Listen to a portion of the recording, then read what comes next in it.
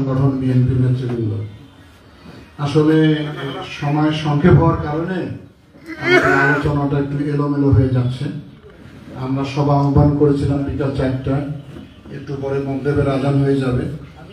আমি শুধু পটভূমিটা বলতে চাই যে আমাদের লালমনিরহাট সহ উত্তর অঞ্চলের 5টি জেলা নীলফামারী, রংপুর, লালমনিরহাট, কুড়িগ্রাম এবং গাইবান্ধা, এই 5টি জেলার ভিতর দিয়ে তিস্তা নদী প্রবাহিত।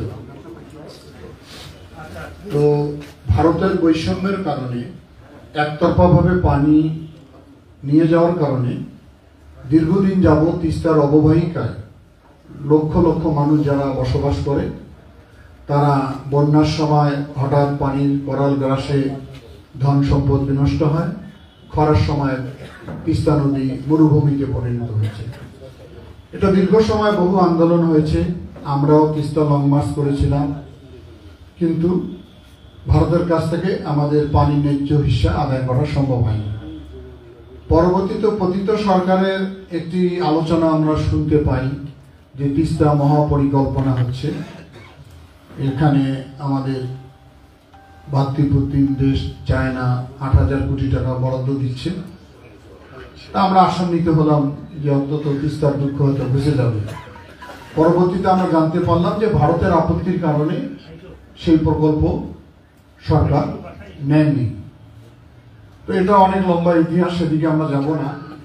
আমরা যারা লালমনিরহাট, সবচেয়ে তিস্তা নদীটা লালমনিরহাট জেলায় বেশি প্রবাহিত, বেশি অংশ লালমনিরহাট জেলায়।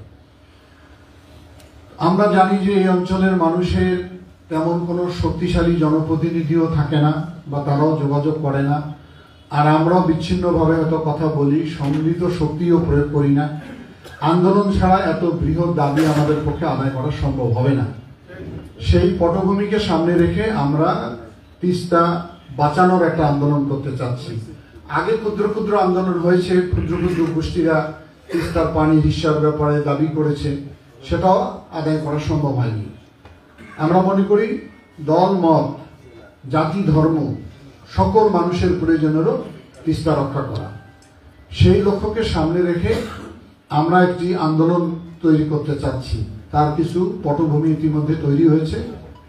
আমরা এটি নাম রেখেছি জাগো ভাইয়ে তিস্তা বাঁচাই। এইটা একটা তারিখও আমরা সম্ভাব্য করে রাখছি, আগামী ফেব্রুয়ারি 17 এবং 18 ফেব্রুয়ারি 2 দিন ব্যাপী 48 ঘন্টা তিস্তা পরে একদম নীলফামারী থেকে শুরু করে গাইবান্ধা পর্যন্ত আমরা